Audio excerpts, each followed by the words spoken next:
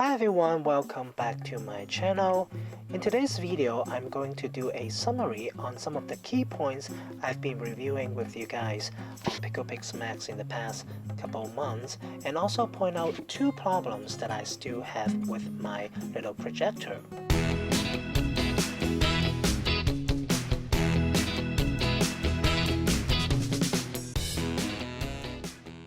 If you are new to the channel, my name is Ka. I love to film unboxing and review video of gears that I get for entertainment and cooking. Now when I cook something that I think it tastes good, I'm going to do a vlog of it and also do a small tutorial of how I do those cooking. When I learn something new in related to health and video production, I'm also going to do a review video and a tutorial. If you haven't subscribed to my channel, please hit the subscribe button.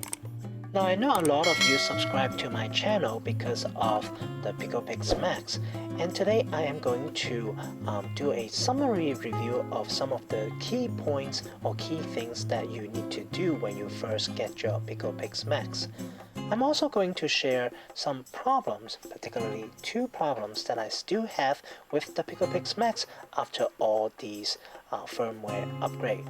Now without further talking, let's go to the screen.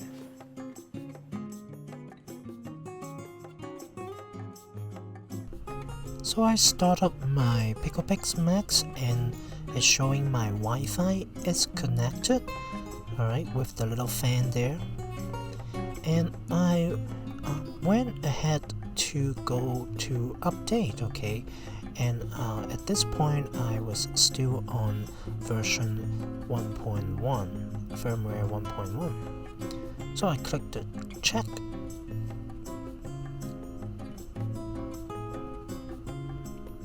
But it's telling me there's no latest versions. How can that be? There is another one.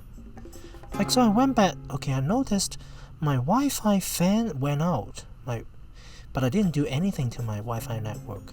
So I double checked and somehow my switch is turned off by itself. And turn it back on and wait for it to reconnect to my network.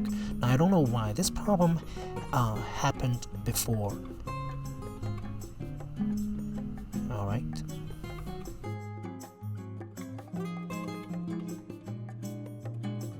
So here I am going to do a little bit summary on this 1.1.02 firmware and do a little bit recap on highlighting some of the changes since when I first had the Picopix Max, which was 5 months ago. Right, so in this new update, Kodi came with it. They said they came with it as a native, but it's still at v18.5. If you don't want to update your firmware, you could certainly went on to Kodi. I had the Kodi before the update and it didn't change anything, even in terms of the firmware versions of the Kodi. And now we look at the keystone correction, right? So here I am showing you again the automated keystone. So this is a vertical corrections. The vertical corrections can be done automatically. So I'm tilting my machine at different angle and hopefully at one of the little scene there, right here, you can see how it being tilted back vertically, even though your machine may be tilting at a vertical angle. So this step is automatic. Now the calibrations, I'm not sure exactly what it does. I feel like the changes are very minimal, and I clicked it, I didn't notice any differences there. Now let's turn off, okay, keystone automatic corrections. Now here we have a new term now. They changed these terms in the previous few versions. They call it four corner. So it is no longer called horizontal corrections. So this you use these functions when your Picopix Max is at an angle, Okay, so I tilt it here toward the right side of my side, and then here I use the right corner, upper corner, to move, okay, the line. You just have to eyeball these changes using the edges of your wall or projector screen, so that it's okay, it's right. So I tilt it back to a right angle, okay, facing the wall. Now the screen is tilted. Alright, you press the menu button to reset. Okay, reset back into the right dead center screen there. So now we are going to look at the Smart YouTube TV app. Okay, this came along in the previous 2 to 3 version update, where you can sign in with your YouTube account. So in this new update, this YouTube didn't get updated, so you have to manually update its app by allowing update, okay, and click install. I think it's still a little bit glitchy for this app, but for the most of the time it's usable, so I don't have too much complaint on this app. Just remember to update that outside of the firmware update.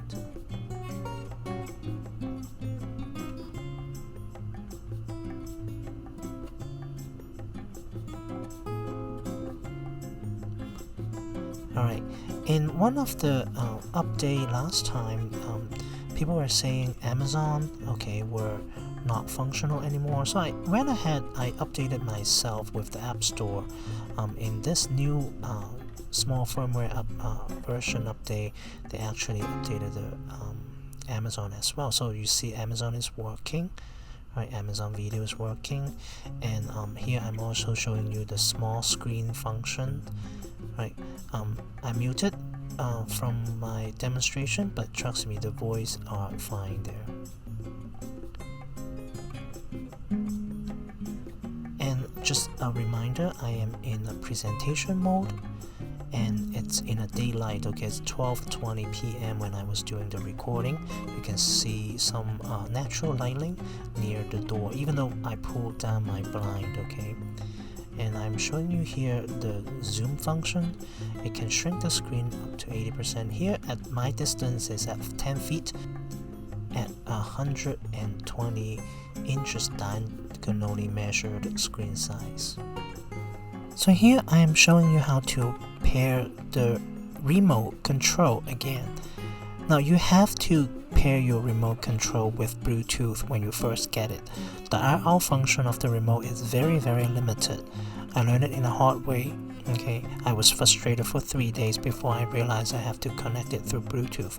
So here I am first disconnecting my Airmote to just show you as if I were just getting it. Now once it's disconnected, alright, you don't see the arrow anymore, okay?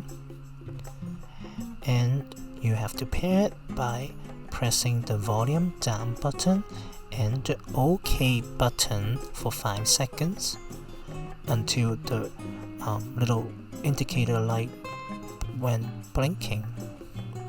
Now at this point you have to go to use your trackpad on the Picopix Max. Right.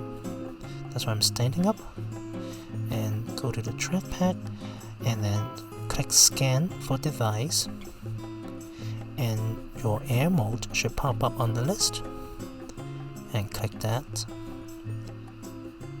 to connect. Now it's showing paired and connected. Alright, once it's connected, you will be able to see and use the mouse cursor again. Now I do feel like it's a little bit more responsive than before.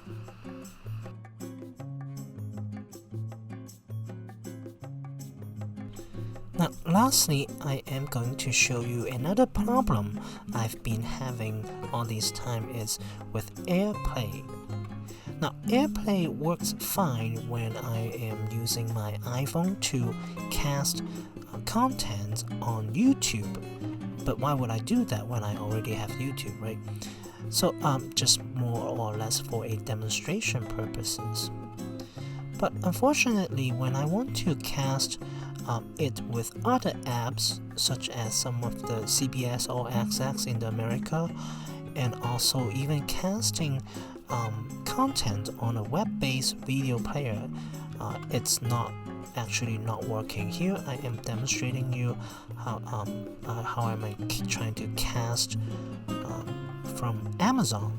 Okay, so unfortunately, it shows a black screen when I try to do Aircast from my Amazon app on my iPhone. Now here I'm showing you I'm using the latest iPhone SE 2020 and the latest firmware, and it's not able to AirPlay that screen onto my Picopix Max. So you guys has been great feeding me with ideas to do different review and testing, but I have limitations. First, I cannot do anything outdoor projections. I cannot do it with where I'm living, and also I have no Android devices to test Miracast or anything like that. And I also don't own a Netflix account to test the app. I know some of you may have a problem with that, but I just can't do it at this point.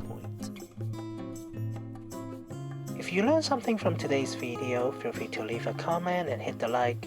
It really makes a difference to my channel.